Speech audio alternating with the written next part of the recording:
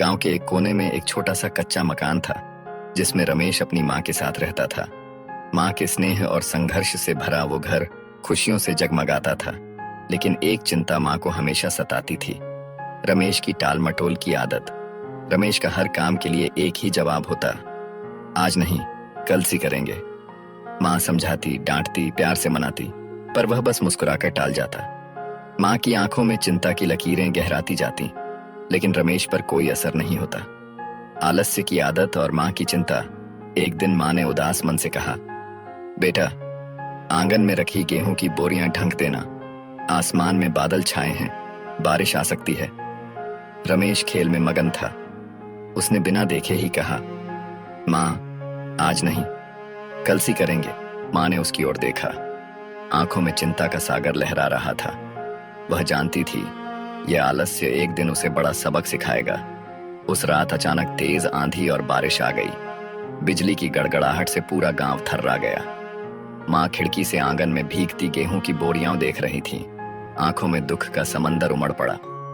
सुबह जब रमेश ने गीली बोरियां और माँ की बुझी आंखें देखीं, तो एक टीस उसके दिल में उठी, लेकिन अगले ही दिन वो फिर भूल गया। परीक्षा और असफलता का दर्द। वार्षिक परीक्षा सिर पर आ गई थी। शिक्षक बार बार समझाते कि समय पर पढ़ाई करो। रमेश के दोस्त देर रात तक पढ़ाई करते, लेकिन वह किताबें बंद करके कहता, अरे, अभी तो पूरा हफ्ता है, कल से पढ़ लेंगे। परीक्षा से एक दिन पहले उसने किताब खोली। पन्ने अनजान शब्दों से भरे थे। उसके माथे पर पसीना छलक आया। रात भर जागकर पढ़ने की कोशिश की, लेकिन शब्द नफरत बनकर नाचने लगे। परीक्षा में उसके हाथ कांप रहे थे। उत्तर पुस्तिका में खाली पन्ने देखकर उसका दिल रो उठा। जब नतीजा आया तो उसका नाम फेल छात्रों की सूची में था। दोस्तों की हंसी, माँ की उदास आंखें और भीतर उठती ग्लानि ने उसे झकझोर दिया। रात को माँ के पास जाकर उसने हिचकियों के बीच कहा, माँ, मैं फेल हो गया। मेरी टाल मटोल की आदत ने मुझे हरा दिया। माँ ने आंसू पोंछते हुए कहा, बेटा, जिंदगी में समय सबसे बड़ा गुरु होता है। जो इसे कल पर टालता है वो आज का सुख खो देता है। रमेश ने सिर हिलाया, लेकिन उसकी आदत इतनी जल्दी बदलने वाली नहीं थी। प्रतियोगिता और हार की कसक। गांव में दौड़ प्रतियोगिता का आयोजन हुआ। रमेश को दौड़ना पसंद था। उसने बड़े उत्साह से नाम लिखा। माँ ने प्यार से कहा, बेटा, हर दिन सुबह दौड़ने का अभ्यास करो, तभी जीत पाओगे। रमेश मुस्कुराया, हाँ माँ, करेंगे, पर आज नहीं, कल सी करेंगे। दिन बीतते गए और उसका कल कभी आज नहीं बन पाया। प्रतियोगिता का दिन आया। जब दौड़ शुरू हुई तो सब बच्चे बिजली की गति से दौड़े।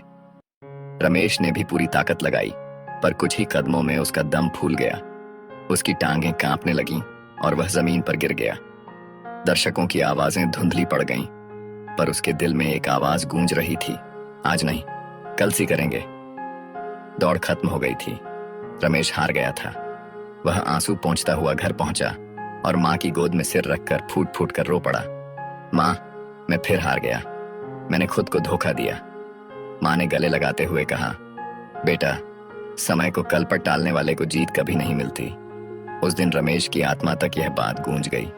नई शुरुआत। अगली सुबह सूरज की पहली किरण के साथ रमेश उठा। दौड़ने के लिए जूते पहनकर बाहर निकला। माँ ने हैरानी से पूछा, बेटा, इतनी सुबह? रमेश मुस्कुराया। आंखों में आत्मविश्वास था। माँ, अब कल नहीं, सब काम आज ही करेंगे। माँ की आंखें भर आईं, पर इस बार खुशी से। सीख, समय अमूल्य है। आज नहीं, कल सी करेंगे की आदत इंसान को पीछे छोड़ देती है। काम को समय पर करना ही सफलता की कुंजी है। दोस्तों, अगर आप हमारे चैनल पर नए हो तो चैनल को सब्सक्राइब करें और लाइक कमेंट करना मत भूलिएगा। मिलते हैं अगली वीडियो में।